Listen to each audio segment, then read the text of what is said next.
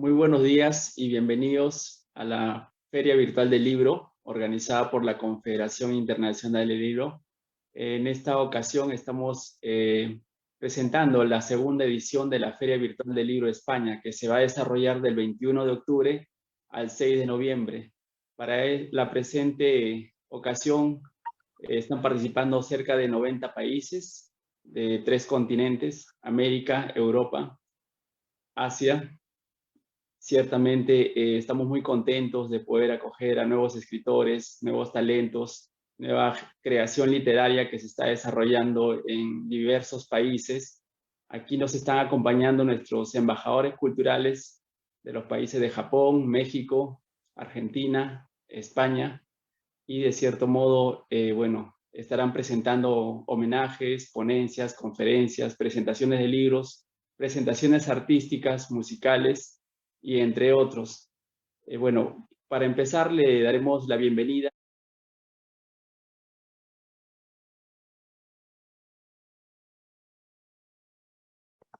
Dos. Bienvenidos a la Feria de España. El día de hoy presentamos a Teresa Clotilde Ojeda Sánchez con narración Tradiciones Peruanas de Ricardo Palma. Adelante, por favor. Muy buenos días.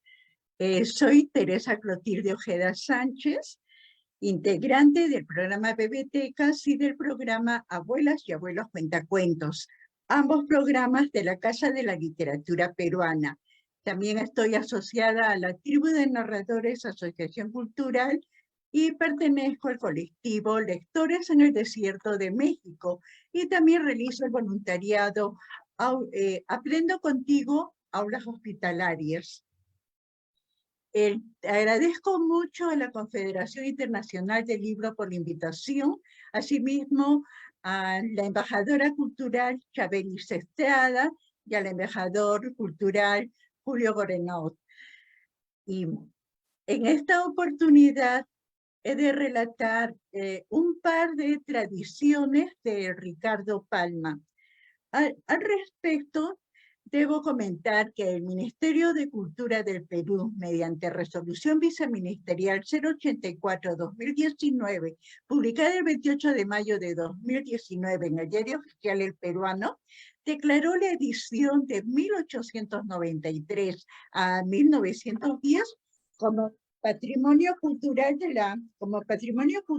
la nación. Y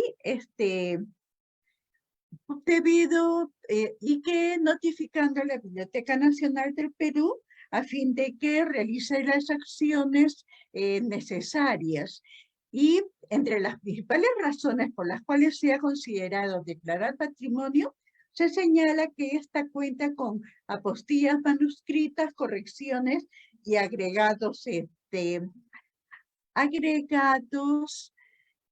realizados por el propio Ricardo Palma Soriano, lo cual constituye un caso de excepcionalidad bibliográfica, digno de resaltar, dada la relevancia del escritor en la literatura para la cultura peruana.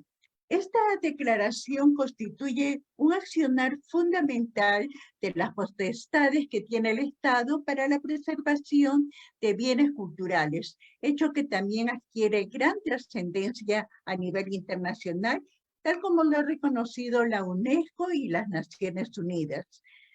En la época que eligió Ricardo Palma para escribir las tradiciones, conformada por 6 volúmenes, es el incanato, virreinato, la colonia y la república del siglo XVIII.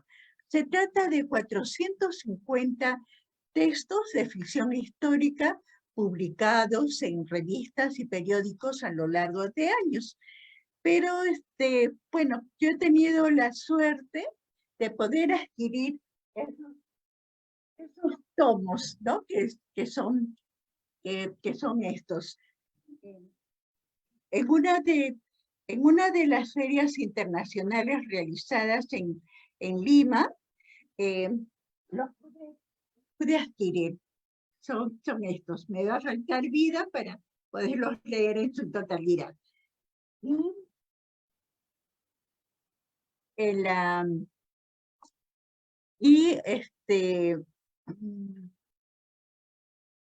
¿De qué tratan estas tradiciones? Según el autor Ventura García Calderón, manifiestan literalmente: como todas las cosas ingeniosas y volátiles, no cabe en el casillero de una definición.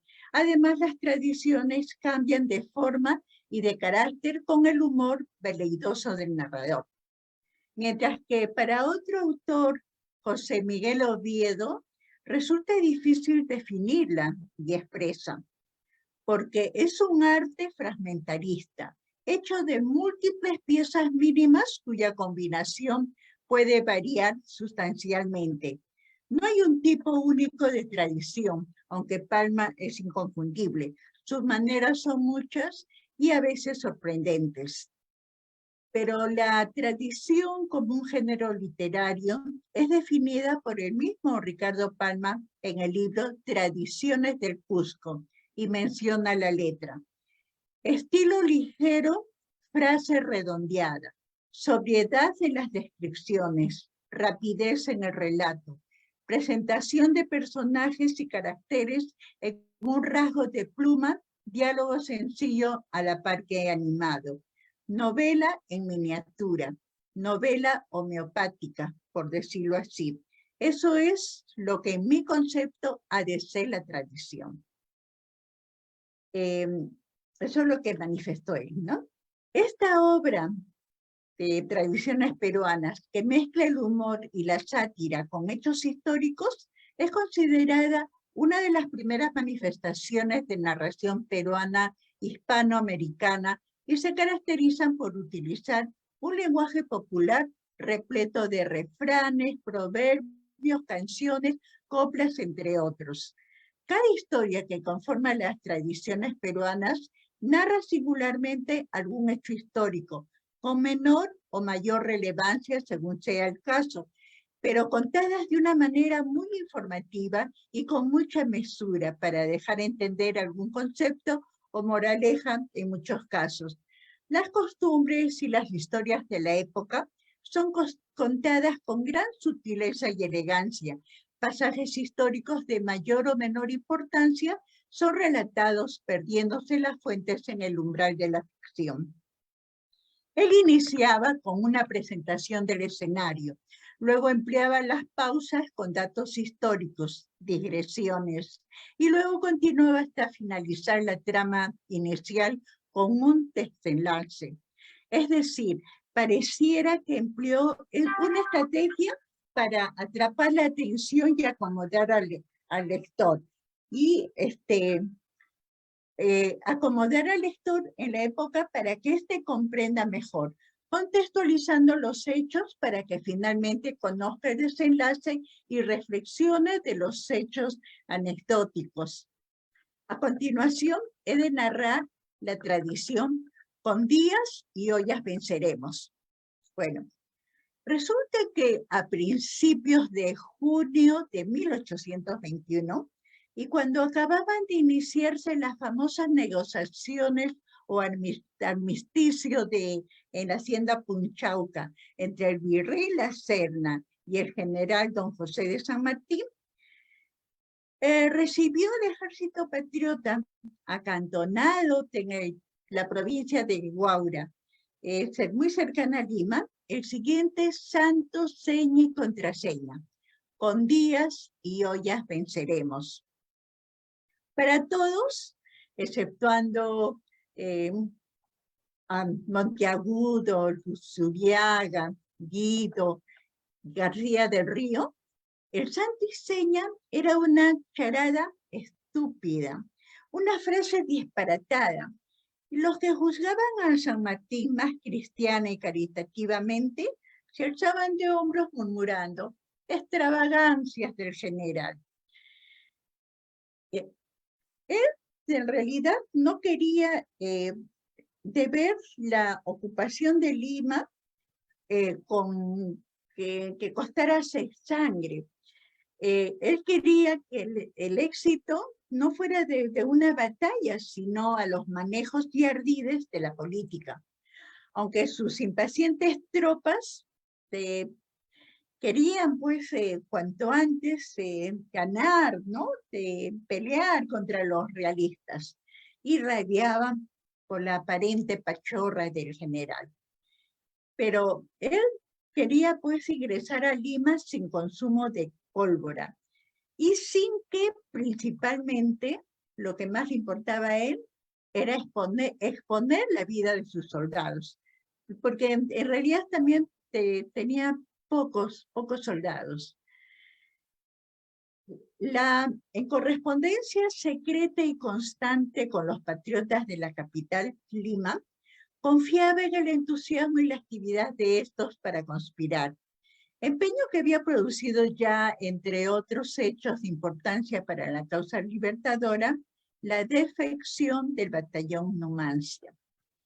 Pero con frecuencia los espías y las partidas de exploración o avanzadas lograban interceptar las comunicaciones entre San Martín y sus amigos, frustrando no pocas veces el desarrollo de un plan.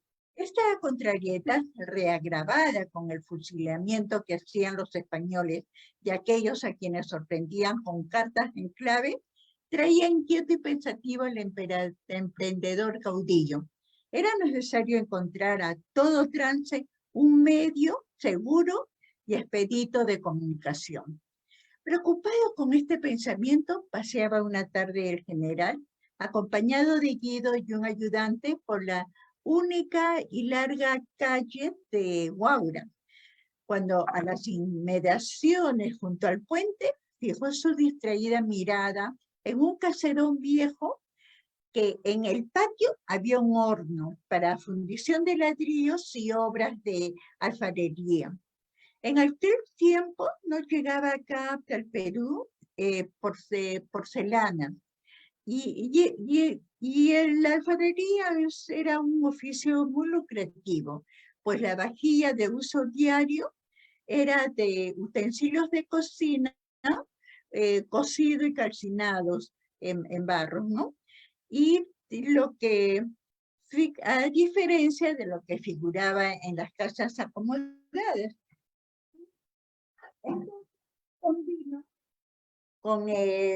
se puso en contacto con el dueño de ese caserón, que resultó ser un indio que simpatizaba con la causa patriota. Así que San Martín le pidió de que si podría fabricar una olla de barro con doble fondo, una olla muy similar a esta, ¿no? Y entonces en el doble fondo, que iba a estar por dentro, él iba a incrustar una carta. De esa forma, hacerla pasar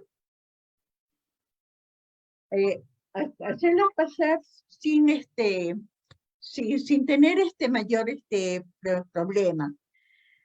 Y resultó de que de esa forma el alfarero semanalmente venía a Lima trayendo su mercadería de ollas y platos, y que él cargaba 2 mulas. Y entre esas ollas, pues trajo esa olla revolucionaria. Y cuando en una oportunidad de que lo interceptaron, un piquete, lo obligaban a pronunciar alabando al rey Fernando VII de ese entonces, ¿no? Él tenía que decir: ¡viva el rey, muera la patria! Nadie pues imaginaba lo que realmente hacía ese alfarero. Entonces, también él era improvisador de coplas, y justo cuando un coronel español lo tomó prisionero, este español, como en burla, y para hacerlo renegar de su bandera, le dijo: mira, palangana, te regalo $1 si haces una cuarteta con el pie forzado que voy a darte. ¡Viva el 7º Fernando con su noble y leal nación! Y el alfarero dijo: no tengo inconveniente, señor. Escuche usted. Y él dijo: Viva el 7º Fernando con su noble y leal nación, pero con la condición de que en mí no tenga mando y venga mi patacón. Así logró bueno, recibió su moneda, logró pasar, y él sabía de que al llegar en Lima tenía que contactar con el mayordomo del sacerdote Francisco Javier de Luna Pizarro, que él vivía en una casa fronteriza a la iglesia de la Concepción.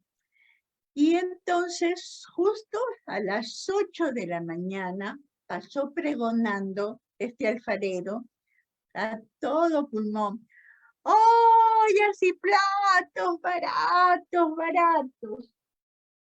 Y bueno, y también sucedía que en esa época la gente no usaba reloj y se guiaba la hora por el paso de los pregones, ¿no? De los vendedores ambulantes. Por ejemplo, a la lechera indicaba las 6 de la mañana porque esa hora pasaba. La tisanera y la chichera de Terranova daban su pregón a las 7 en punto. El bizcochero y la vendedora de leche vinagre, que gritaba ¡a la cuajadita!, designaban las 8, ni un minuto más ni un minuto menos. La vendedora de sanguito de ñajú y choncholíes marcaba las 9, hora de canónigos. La tamalera era anuncio de las 10. A las 11 pasaban la melonera y la mulata de convento vendiendo ranfañote, cocada, bocado de rey, chancaquitas de cancha y de maní y frijoles colados. A las 12 aparecían el frutero de canasta llena y proveedor de empanaditas de picadillo. La 1 era indefectiblemente señalada por el vendedor de ante con ante, la arrocera y el alfajorero. A las 2 de la tarde, la picaronera, el humitero y el de la rica causa de Trujillo atronaban con sus pregones. A las 3, el melcochero, la turrunera y el anticuchero, o vendedor de bisquete en palito, clamoraban con una puntualidad más que la mariangola de la catedral. A las 4 gritaban la picantera y el de la piñeta de nuez. A las 5 chillaban el jazminero, el de las caramanducas y el vendedor de flores de trapo que gritaba: ¡jardín, jardín! Muchacha, ¿no hueles?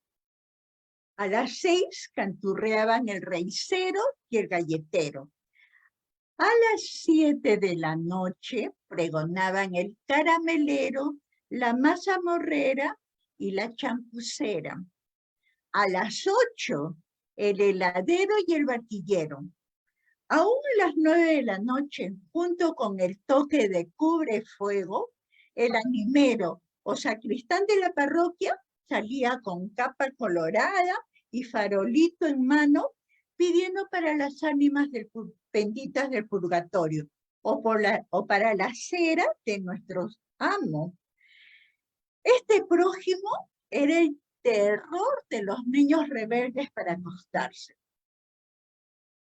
Después de esa hora, era el sereno del barrio quien reemplazaba los relojes ambulantes, cantando entre piteo y piteo: Ave María Purísima, las 10 han dado, viva el Perú y sereno. Que eso sí, para los serenos de Lima, por mucho que el tiempo estuviese nublado o lluvioso, la consigna era declararlos serenos. Y de 60 en 60 minutos se repetía el canticio hasta el amanecer. Y bueno, ya no menciono los demás pregones que se daban hasta una hora fija. Y según Palma decía: tiempos dichosos, pero para saber con exactitud la hora en que uno vivía, ningún reloj más puntual que el pregón de los vendedores. Apenas terminaba su pregón en cada esquina, Cuando salían a la puerta todos los vecinos que tenían necesidad de utensilios de cocina, Pedro Manzanares, mayordomo del señor Francisco Javier de Luna Pizarro, que también lo llamaban Perico Manzanares, era un negrito retinto, con toda la lisura criolla de los budingas y mataperros de Lima. Gran decidor de desvergüenzas y lisuras, cantador, guitarrista y navajero, pero muy leal a su amo y muy engreído por este. Jamás dejaba de acudir al pregón y pagar un por una olla de barro. Pero al día siguiente volvía a presentarse ante la puerta, utensilio en mano, gritando: «Oiga usted, socholo ladronazo, con sus ollas que chirrean toditas, ya puede usted cambiarme esta que le compré ayer, antes que se la rompa en la tutuma para enseñarlo a no engañar al marchante, pedazo de pillo». El alfarero sonreía y, como quien desprecia injurias, le cambiaba la olla. Y tanto se repitió la escena, esta de compra y cambio de ollas y la palabrota soportada siempre con paciencia por el indio, que el barbero de la esquina, andaluz entrometido, llegó a decir una mañana, mientras que toda la gente estaba arremolinada: «Córcholis, vaya con el cleriguito para coiminero. Ni yo, que soy un pobre de hacha, hago tanta laraca por un miserable real. Recórcholis, oye, Macuito, las ollas de barro y las mujeres que también son de barro se toman sin lugar a devolución. Y el que se lleva chasco contra Recórcholis se mama el dedo meñique y ni chiste ni miste y se aguanta el clavo, sin molestar con gritos y lamentaciones al vecindario». Y el negrito le respondió: «Y a usted, sogodo de cuernos, cascabel sonajero, ¿quién le dio vela a este entierro?». Contestó con su habitual insolencia Perico Manzanares: «Vaya usted a desollar barbas y cascar liendres, si no se mete en lo que no le va ni le viene. So adefesio en misa de una, so chapetón embriado y de ciento en carga». Al oírse apostrofar así, se avinagró el andaluz y exclamó cefeando: «María Santísima, hoy me pierdo. Aguárdate, gallinazo de muladar». Y echando a mano a un puñalito o limpiadientes, se fue sobre Perico Manzanares, que sin esperar embestida, se la fue corriendo patitas pa' que te quiero y se metió a la casa de su patrón. ¿Quién sabe si esta camorra entre el barbero y el mayordomo habría servido para despertar sospechas sobre las ollas, que de pequeñas causas han surgido grandes efectos? Pero afortunadamente coincidió eso con el último viaje que hizo el alfarero, trayendo la olla contrabandista, pues el escándalo que acabo de relatar pasó del 5 de julio de 1821, y al amanecer al día siguiente abandonaba el virrey La Serna la ciudad, con lo cual tomaron posesión los patriotas la noche del 9 de julio. Cuando el indio a principios de junio llegó a San Martín la primera olla devuelta por el mayordomo del sacerdote Francisco Javier de Luna Pizarro, él se hallaba en su gabinete dictando la orden del día, y después de leer las cartas que venían con el doble fondo, se volvió a sus ministros García de Río y Monteagudo y les dijo sonriendo: «Como lo pide el suplicante». Luego se aproximó al amanuense y añadió: «Escribe, Manolito, santo y seña y contraseña para hoy. Con días y ollas venceremos. Y así, la victoria codiciada por San Martín era apoderarse de Lima sin quemar polva. Y a merced de las ollas que llevaba el doble fondo, las cartas con las ideas más, y el éxito fue tan espléndido que el 28 de julio de 1821 se juraba y proclamaba en Lima la independencia y se declaraba pues la autonomía del Perú. Bueno, para finalizar mi intervención, he de relatar otra de las tradiciones de Ricardo Palma. Esta se titula El Padre Pata. Cuando el generalísimo don José de San Martín desembarcó en la bahía de Paracas al llegar al Perú, esta bahía queda al sur del Pisco, eso ocurrió el 8 de septiembre de 1820. Él venía pues a emprender la ardua faena complementaria de la independencia americana, pero no faltaron ministros del Señor, de sociedad sacerdotes, que predicaban atrocidades contra la causa libertadora y sus caudillos. Uno de estos sacerdotes era Fray Matías Zapata, que era de la jurisdicción de Chancay. Y todos los domingos en el sermón predicaba a los feligreses de que debían mantener la fidelidad al rey, predicando a la letra. Carísimos hermanos, sabed que es el nombre de ese pícaro insurgente San Martín, que de por sí solo es una blasfemia y que está en pecado mortal todo aquel que lo pronuncie. ¿Qué tiene de santo ese hombre malvado? Llamarse San Martín con agravio del caritativo santo San Martín de Tours, que dividió su capa entre los pobres. Que se conforme con llamarse sencillamente Martín y le estará bien, por lo que tiene de semejante con el pérfido Martín Lutero, ese hereje, y porque como este tiene que arder en los profundos infiernos. Sabéis, pues, hermanos míos, que lo declaro excomulgado, y a todo el que gritare viva San Martín, porque es lo mismo que mofarse impíamente de la santidad que Dios da a los buenos. Y así no pasaron muchos domingos sin que el generalísimo don José de San Martín se trasladase con su ejército al norte y llegara pues a Chacay y Huacho. Y le contaron lo que predicaba Fray Matías Zapata. Así que ordenó que lo trajeran a su presencia. Y cuando lo tuvo frente a él, le dijo: con que, señor Godo, es cierto que usted me ha comparado con Lutero y que le ha quitado la primera sílaba a mi apellido.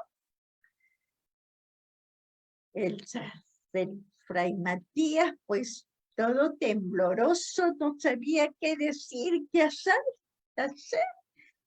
Y dijo de que él solamente había cumplido órdenes superiores y que él le iba a devolver la sílaba.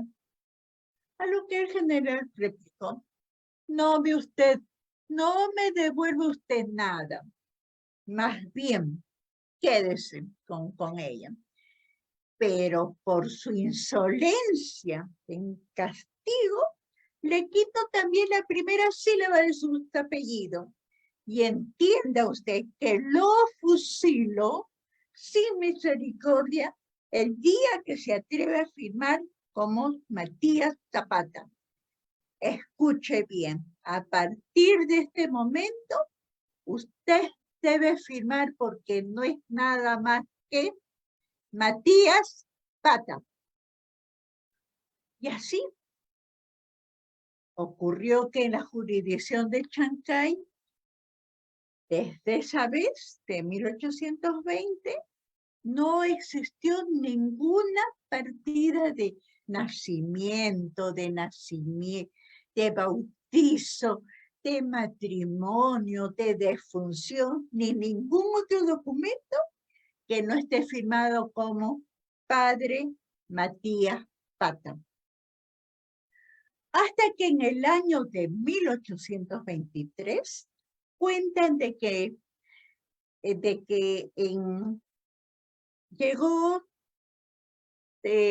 Simón Bolívar con la corriente libertadora del norte y él pues le devolvió el uso y el abuso de la sílaba que había eliminado San Martín. Y fue pues de que allí a partir de eso pudo el padre Matías Zapata poder firmar sus documentos ya con su nombre completo.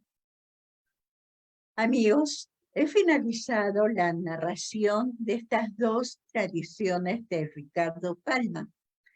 Les comento de que me pueden encontrar también en las redes sociales con mis nombres completos, tanto como en el Facebook, LinkedIn, Instagram. También tengo mi canal de YouTube, en el cual publico mis intervenciones de narración, que lo realizo tanto a nombre del programa de Abuelas y Abuelos Cuentacuentos de la Casa de la Literatura Peruana, así como del programa de Bebetecas, y también cuando realizo las lecturas en voz alta con el colectivo de lectores en el Desierto de México.